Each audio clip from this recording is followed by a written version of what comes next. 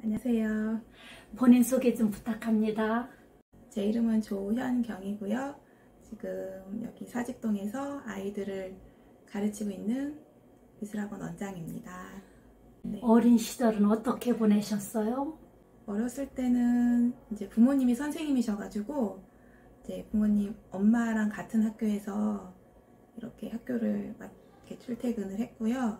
초등학교 4학년 때 담임 선생님을 잘 만나서 선생님이 이제 제가 미술에 재능이 있는 거를 아시고 선생님 따라서 거의 미술대회를 많이 다니면서 그렇게 미술하고 가깝게 지냈던 것 같아요. 어릴 적 꿈은 무엇이었나요? 저는 미술도 좋아했지만 음악을 굉장히 좋아해서 어릴 때는 음악가, 작곡가 뭐 이런 것도 꿈이었고요. 그리고 미술은 꿈이라기보다는 그냥 생활, 아주 생활 속에서 거의 밀접하게 매일 끄적거리고 그렇게 했던 것 같아요. 그런데 미술을 전공하게 된 계기는요? 미술은 그냥 자연스럽게 이제 어렸을 때 그렇게 선생님 따라서 항상 대회 같은 데를 가면 특별히 뭐 이렇게 잘한 건 아닌 것 같은데 항상 뭔가 이렇게 두각을 받았던 것 같아요. 중학교에 가서도 선생님이 이렇게 또 미술반에 와라 이렇게 해서 또 미술 활동을 하게 되고, 제가 고등학교 올라가는 때에 충북에 예고가 처음 생겼어요. 그래서 예고로 자연스럽게 진학을 하게 되었고 그렇게 해서 미술을 전공하게 됐던 것 같아요. 네. 전공한 후에 네. 어떤 일을 하셨나요? 전공을 하고 저가 이제 94학번인데 제가 대학교 4학년 때 IMF가 터졌어요. 그래서 하고 싶었던 일은 사실 제가 이제 금속 조형 디자인을 했기 때문에 이제 디자이너 쪽으로 꿈을 가지고 있었는데 IMF가 터지면서 사실 취업의 길이 이제 막혀버렸어요. 막히면서 청주로 자연스럽게 다시 내려오게 되었고, 그때 이제 방과후 교사라는 게 이제 막 활성화되려고 할 때였어요. 그래서 우연히 방과후 교사 자리에 들어가게 되었습니다.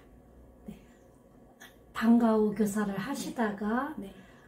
미술학원은 언제 경영하시게 됐나요?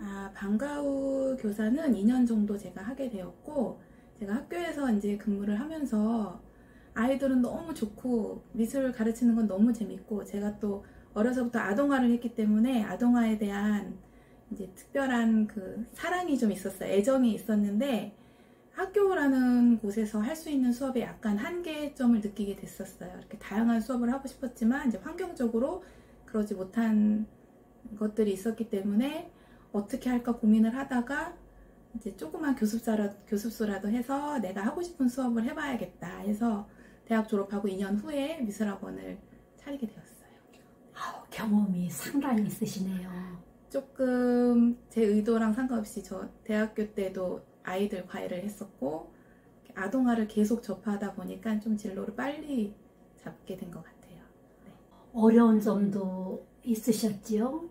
처음에 학원을 할 때는 일단은 이제 나이가 어리다 보니까 학교도 또 일찍 들어갔었거든요, 제가. 그러니까 학부모님들을 대하는 부분이 조금 어떻게 해야 되는지 몰라서 그런 부분이 조금 어려웠고, 오히려 아이들하고 수업하는 부분은 너무 재밌고 즐겁고 좋았는데 이제 그런 사회적인 경험이 적다 보니까 그런 부분들이 조금 어려웠던 것 같아요. 특징적으로 거리 미술전을 하고 있는데요. 네.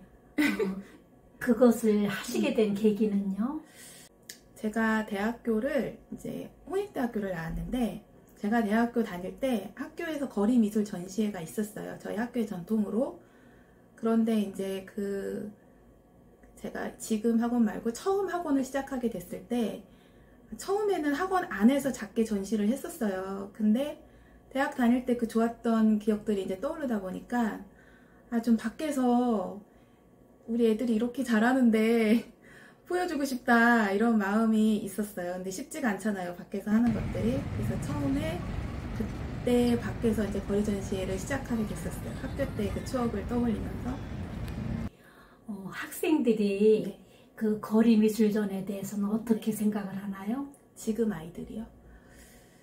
처음에 준비할 때는 사실 아이들이라서 잘 몰라요. 거리 전시를 어떻게 하게 돼서 어떤 건지 잘 모르고 그냥 같이 막 열심히 준비를 하다가 막상 밖에 이제 전시가 딱 된 날부터서는 이제 엄청 자랑스러워해요. 본인 작품이 이렇게 거리를 딱 놓는 거잖아요. 그러면 하루에 10번도 왔다 갔다 거리는 거예요. 밤에도 오고 저녁 때도 오고 친구 데리고 오고 할아버지 할머니 데리고 오고 그래서 어깨가 이만큼 올라가요. 그래서 그 애들이 한마디로 신이 나는 거죠.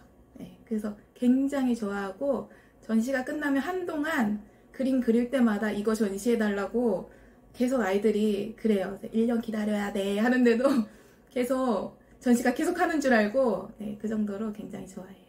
선생님이 지도를 잘하셔서 학생들이 수상을 많이 하는 그런 일이 있던데요. 네.